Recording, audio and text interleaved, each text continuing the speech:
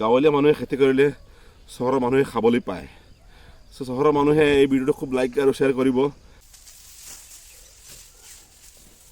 हम किसान लोग हैं, खेती के ऊपर निर्भर करते हैं। और जब एक चावल जो होते हैं ना, इस चावल की दाना उगाने में लगता है 3 महीना।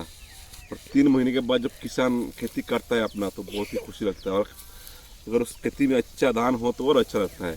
लेकिन इस बार हमारे खेती में बहुत अच्छा धान हुआ है। हर किसान मालामाल है, हर किसान को इस बार बहुत अच्छा खेती हुआ है। और इस बार हम आए हैं धान काटने के लिए। तो शुरू आज का वीडियो यहाँ से स्टार्ट। और दादा आज पता धान काटी है साहब। अरे हाँ खड़ो खड़ो। हाँ वो दादा धान के तो भालो सी बार न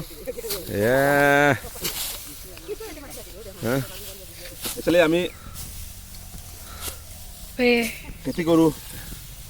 कटिया लगार पिछत 3 माह आमी वेट करूँ। 3 माह पिछत हमारे ये धान तो पाकी जाए और आमी काटिबले हाँ सक। एबार किन्तु बहुत बढ़िया होइसे, खेतियक बहुत मालामाल। जोबार इमान ভাল धान ভাল हुआ नाছিলে, एबार किन्तु बहुत ভাল धान होइसे। मिनिमम 20 मन 18-20 मन धान आ जाब बिघात, खूब ভাল होइसे। हम खेती करेंगे ना, गाँव के लोग खेती करते हैं तो शहर के लोग खाने को मिलता है। तो इग्नोर मत करिएगा इस वीडियो को, जो ज़्यादा शेयर किया ताकि सबको देखने का मौका मिले। क्योंकि इस बार किसान मालामाल है। किसान को इस बार बहुत ही अच्छा फसल हुआ है। हर बार 10 मन 12 मन आता है बीघा में, इस बार तो 18, 19, 20 मन, कहीं 25 मन तक आया है। बहुत अच्छा धान इस बार हुआ है। किसान को दुआ करना किसान के लिए, और इस किसान भाइयों के लिए एक लाइक कर देना और शेयर कर देना। एबार किन्तु बहुत धुनिया होइसे। फाक धान काटिब पारोने ना आमी एबार देखुवाइछु।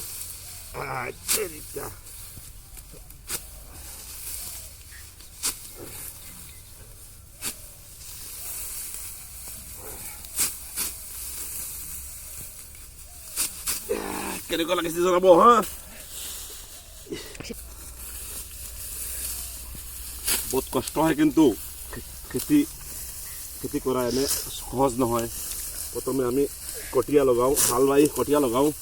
তাৰপিছত ঘাঁহ চাহ হ'লে আমি সেইখিনিও বাছি দিওঁ। তাৰপিছতেহে আমি এইখিনি পাবলৈ সক্ষম হওঁ, এই ধানখিনি কাটিবলৈ সক্ষম হওঁ।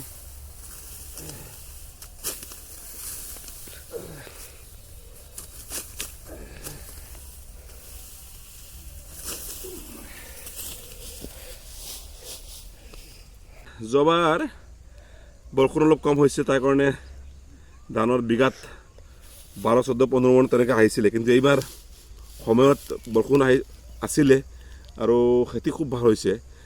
খেতিয়কৰ এইবাৰ কিন্তু বৰালত ধান সোমাব। 18, 20 মন, 22 মন, 23 মন, 25 মনলৈকে আহিছে। খুব ভাল খেতি হৈছে। খেতি কাটিও ভাল লাগে, আনন্দ লাগে।